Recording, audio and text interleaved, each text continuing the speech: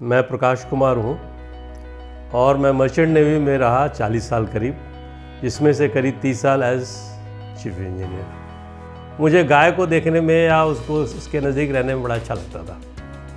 तो घर में हमेशा 1-2-3 गाय रहती थी। बाद में धीरे धीरे कुछ बातें समझ में आने लगी।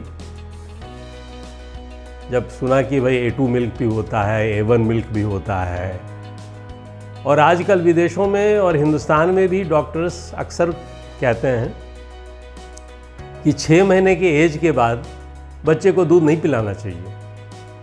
नहीं पिलाना चाहिए, ज़रूरी की बात नहीं, नहीं पिलाना चाहिए, मतलब वो नुकसान करेगा। अब ये बड़ा अटपटा लगता है सुन करके। अभी भी आप देखिए कि हरियाणा, पंजाब वगैरह में पूरा सिविलाइजेशन ही ग्रो किया है दूध पर।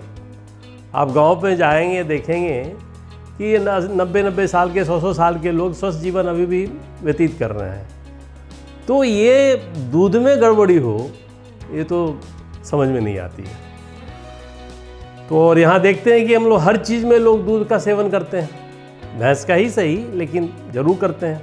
तो दूध is not the problem is the type of दूध।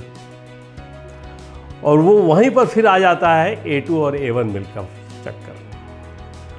तो आज से करीब 40 साल पहले, 50 साल पहले मैं कहूँगा, ये कार्यक्रम शुरू हुआ कि भाई कैसे इंडियन जो ब्रीड्स थी बहुत ही कम दूध दिया करती थी, 2 लीटर 4 लीटर, तो मिल्क प्रोडक्शन कैसे बढ़ाया जाए।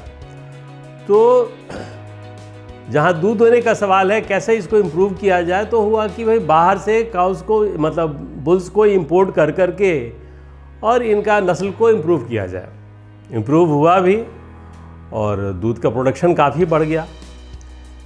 लेकिन दूध पीने में या दूध का सेवन करने में जो बचपन में हम लोग को आनंद आया करता था, वो समवेयर भी भूल गए हम लोग।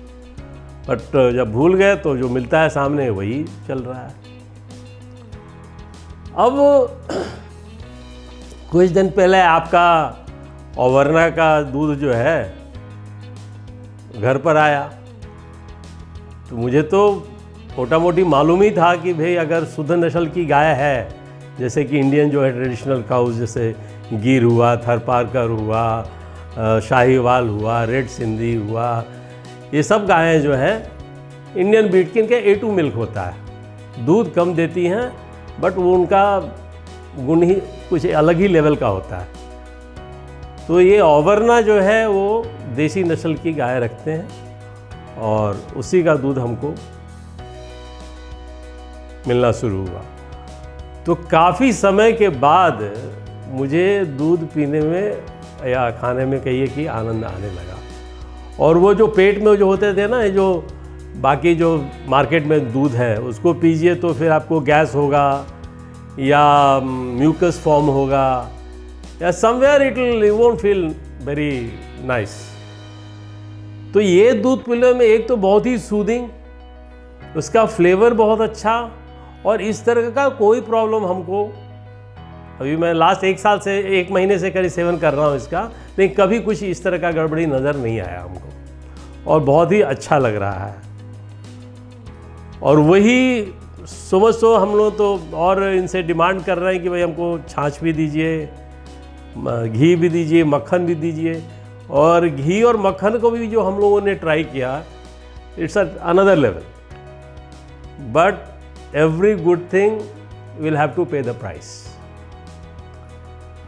तो मैं ये कह चाहता हूँ कि जो 50 रुपये, 40 रुपये, 60 रुपये जो दूध बाज़ार में मिलती है, it cannot be correct milk, cannot be. 100 रुपये से कम में हो ही नहीं सकता है, क्योंकि ये दूध का जो कारोबार है कच्चा है। अगर सही 60 रुपये वो देगा तो साल भर में उसका डेयरी बंद हो जाएगा। This is not possible. तो ऑब्वियसली जब प्योर और ये दूध है तो महंगा तो होगा ही, और एग्जैक्ट रेट अभी हमें पता नहीं है क्या रेट पर मिलने वाला, but should be about 130-140 rupees a litre. तो मैं तो यही कहूँगा कि भाई whoever can afford it, just try कीजिए। फॉर अ मंथ और two and see how you feel. और जो मेरा एक्सपीरियंस है लास्ट 2-3 महीने का, इट्स एक्सेलेंट। और हम लोग तो भाई दूध भी मंगा रहे हैं, मंगाना शुरू कर तो ले ही रहे हैं, फिर छाछ भी मंगा रहे हैं, घी और मक्खन भी अब शुरू कर रहे हैं।